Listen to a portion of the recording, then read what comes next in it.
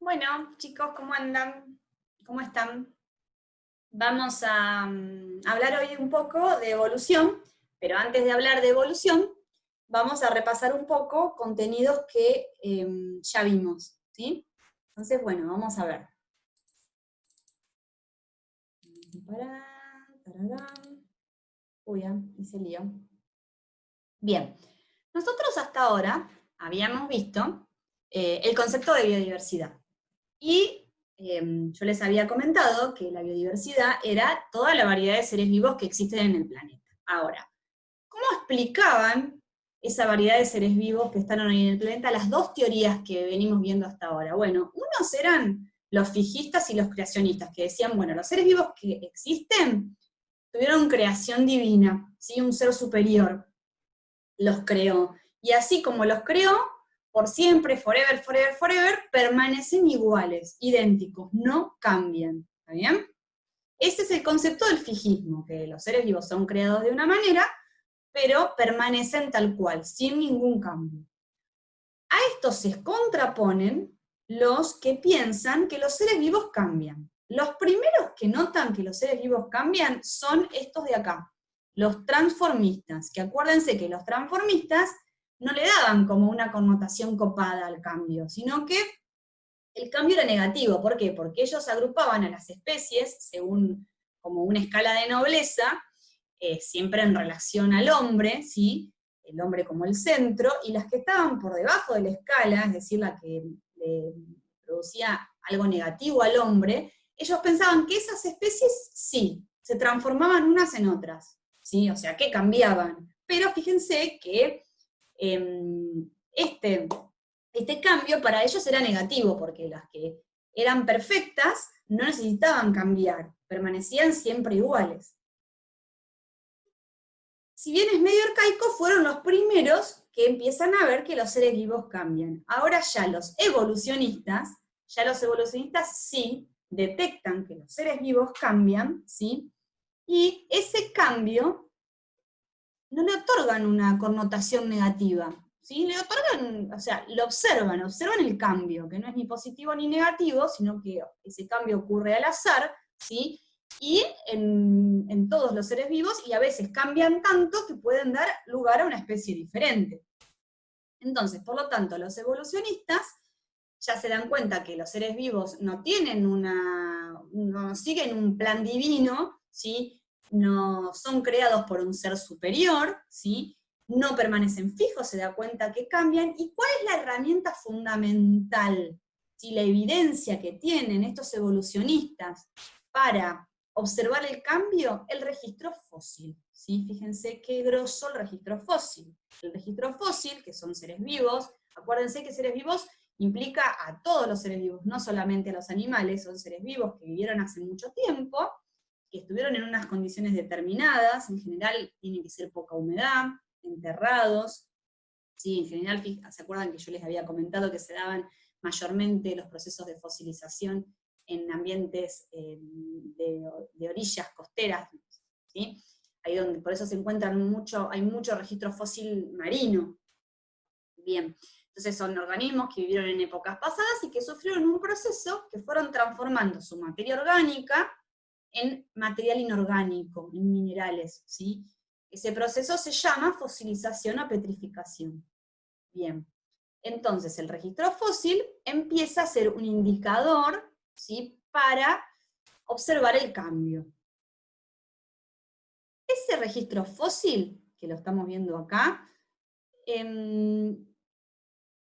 puede quedar, fíjense acá también tiene el registro fósil, ese registro fósil, digamos, puede indicar relaciones de parentesco. ¿Por qué? Porque yo puedo comparar un fósil con una especie actual y puedo observar que entre ellos no hay una concordancia 100%, sino que hay similitud.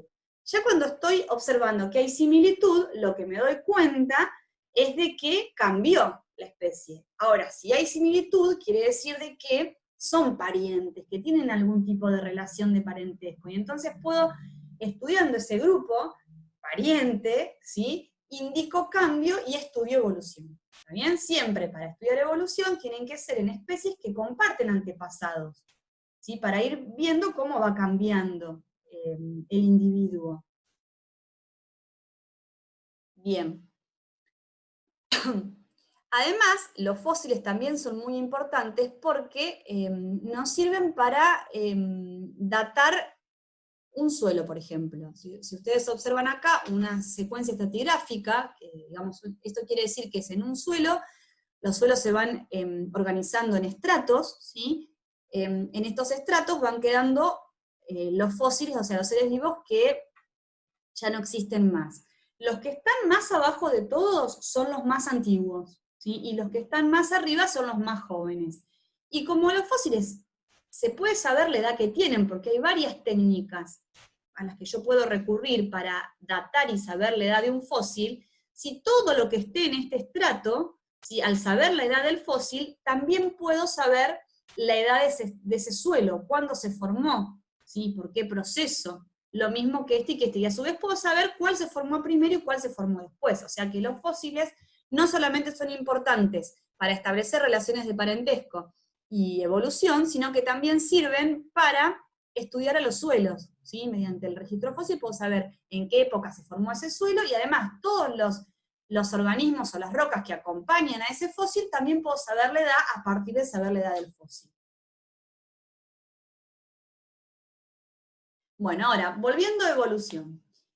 Los que empiezan a tratar de explicar cómo ocurre la evolución, es decir, formular una teoría para decir cómo cambian los seres vivos, son estos señores que yo les puse acá. El primero es Lamarck, que es francés, y después tenemos a estos dos, Darwin y Wallace, ¿sí? Hoy nos vamos a centrar en Lamarck, ¿sí? Vamos a dejar a Darwin y Wallace para después.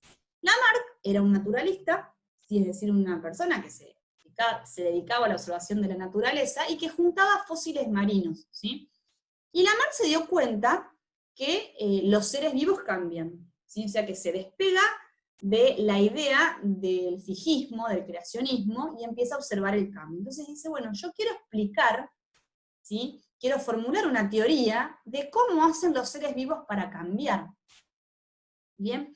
Y entonces Lamarck lo que dice es lo siguiente. Lamarck dice, bueno, estudia un conjunto de individuos que pertenecen a una misma especie, ¿sí? Y Lamarck lo que piensa es que todos los individuos que formaban parte de esa especie eran idénticos entre sí. No había diferencias entre ellos, eran todos iguales, ¿está bien?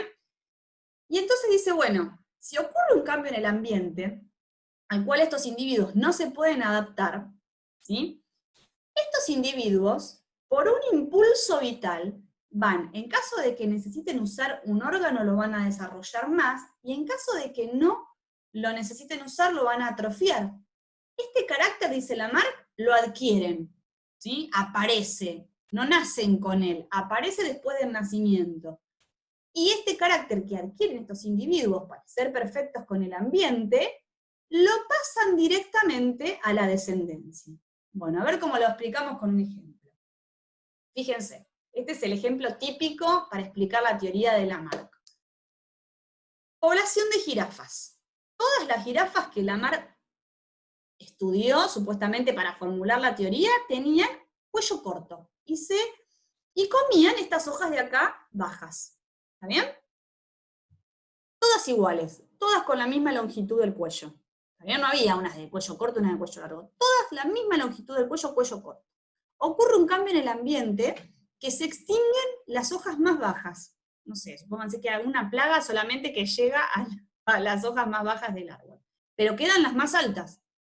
¿Qué pasa? La jirafa, para poder acceder a las hojas más altas, tiene que usar su cuello más que antes. Y entonces, por impulso vital, porque bueno, en este momento ustedes fíjense que en qué año estábamos a fines del 1700, ustedes van a decir, Lamarck lo que decía era cualquiera, pero para el momento lo que dice Lamarck es grosso, es importante, ¿sí? Entonces, bueno, en ese momento lo que no se podía explicar siempre tenía como una connotación divina. Entonces Lamarck dice, bueno, la jirafa, para no morirse, por impulso vital, al usar más el cuello, tuki, lo alarga, ¿sí? Lo desarrolla más. Y ese es un carácter adquirido, fíjense acá cómo alarga el cuello. ¿Por qué adquirido el carácter? Porque no nació con el cuello largo, sino que nace con el cuello corto y por impulso vital lo alarga. Ese carácter adquirido, la jirafa lo pasa a la descendencia, o sea que las hijas de la jirafita esta ya nacen con cuello largo comiendo las hojas más altas. ¿Se entiende? Esa es la explicación que da Lamarck. Para Lamarck, como todos los individuos eran iguales, para él la evolución era a nivel individual, o sea, con que cambie uno, cambian todos. ¿Está bien? Pues son todos iguales. Lo mismo que lo plantea para las patas largas del canguro, ¿sí? Para los ojos del topo y para las patas largas de las garzas. Yo voy a usar dos ejemplos más si quieren para simbolizarlo. Por ejemplo, Lamarck decía que tenía una población de gansos, y no era ganso, era garza, chicos, garza. Tenía una población de garzas, todas iguales, patas cortas. ¿Está bien? La garza es un ave que, digamos, que come peces, y entonces se mira por encima de sus patas, ve los peces en el agua y los caza. ¿Está bien? Resulta que donde vivía la garza, todas garzas con patas cortas iguales, se inunda el lugar, cambio en el ambiente. Entonces la garza ya no le sirve porque no puede, o se ahoga, o está imposibilitada de poder ver para abajo para cazar a los peces. Entonces, ¿qué hace según Lamarck? ¿Cuál es la explicación para que la garza estire las patas? Bueno, ante este cambio en el ambiente, como necesita usar las patas, por impulso vital las desarrolla más, carácter adquirido, porque no nace con la pata larga, sino que lo desarrolla después, y ese carácter adquirido de pata larga lo pasa a la descendencia. ¿Bien? El topo. El topo parece que vivía en un lugar que tenía luz, ¿sí? Todos los topos iguales, y en un momento determinado hay un cambio en el ambiente por el que el topo queda enterrado, en un lugar subterráneo. Por lo tanto, los ojos ya no le son útiles. Entonces, por impulso vital, como el topo no usa más los ojos, los atrofia, ¿sí? Dejan de ser funcionales, dejan de ver. Y ese carácter adquirido, porque pasó después de su nacimiento, lo transmite a la descendencia. ¿Está bien? Lo mismo lo podríamos explicar con las lagartijas. Las lagartijas, ¿sí? Tienen patas, pero resulta que hay un cambio en el ambiente para el cual a la lagartija le es conveniente reptar. Entonces, como no usa más las patas, por impulso vital, ¿sí? Las atrofia, las achica, las deja de ser funcionales. Y ese carácter adquirido, porque no nace con eso, sino que le aparece después, lo pasa directamente a la descendencia y ya sus hijas lagartijitas, ¿sí? Nacen con patas o sin patas y se transforman tiempo después en las serpientes. ¿Se entiende?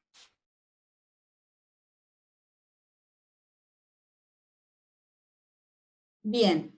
Ahora, Lamarck tiene varios errores en su teoría.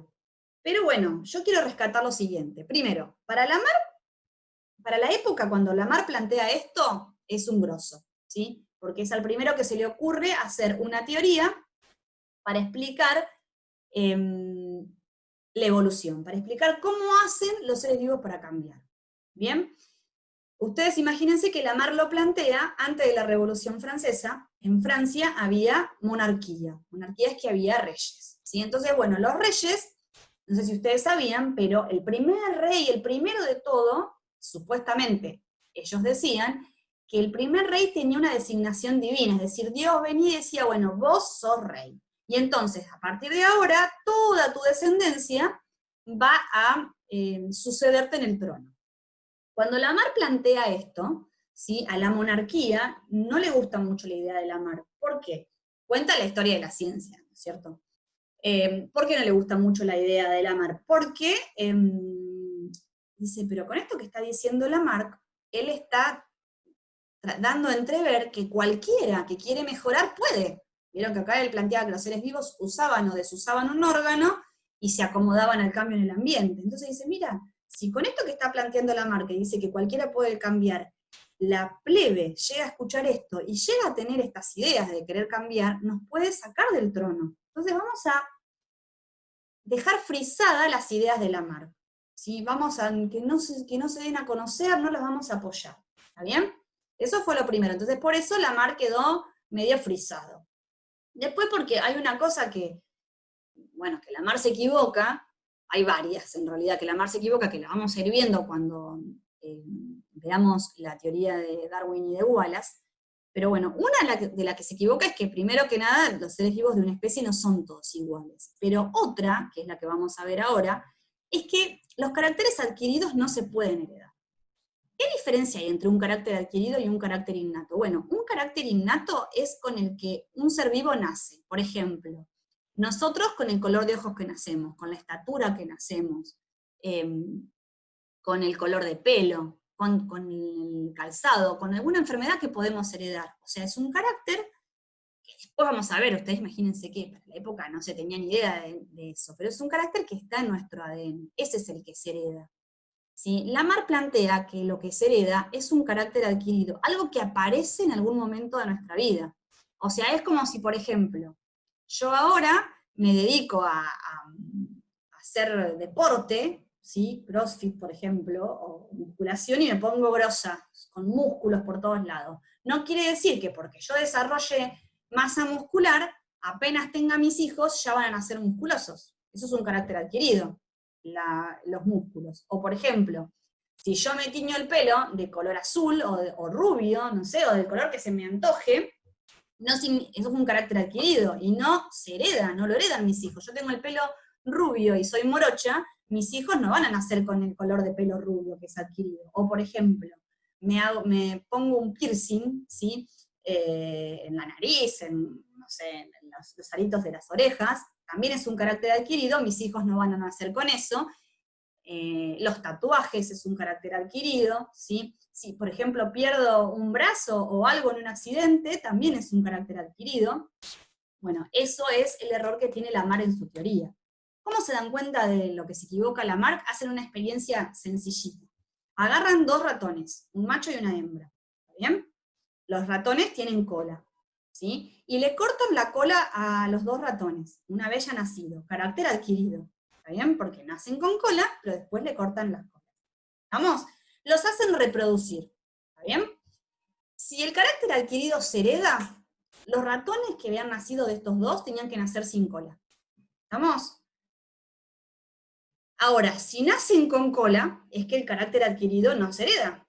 Obvio, ¿cómo nacieron los ratones, chicos? Con cola. Entonces ahí se desterró la idea de la herencia del carácter adquirido. ¿Está bien? Bueno. Dicho esto, vamos a terminar acá, y la próxima clase vamos a seguir en realidad, con la teoría evolutiva que postula Darwin, que es la que viene después a la de Lamarck, y bueno, es una de las, Darwin y Wallace. En realidad los postulan los dos por separado, sí, pero el que más conocemos es la de Darwin, que es una de las teorías más importantes de la biología, así que le vamos a dedicar un poco más de atención a esta teoría, ¿sí? Y la vamos a explicar un poco más lento y va a requerir un poco más de atención. Bueno, espero que me hayan entendido. Como siempre les digo, para que ustedes puedan hacer los trabajos tienen que ver el video, porque todo lo que está en el trabajo yo se los explico en el video, ¿sí? Para que no tengan que ir a leer del libro y no entiendan. Cualquier cosa, me consultan, que yo apenas los veo se los respondo. Y bueno, y nada, espero que estén bien, que se estén cuidando, y los extraño mucho. Y que nos encontremos a jugar Tutti Frutti otro día. Adiós.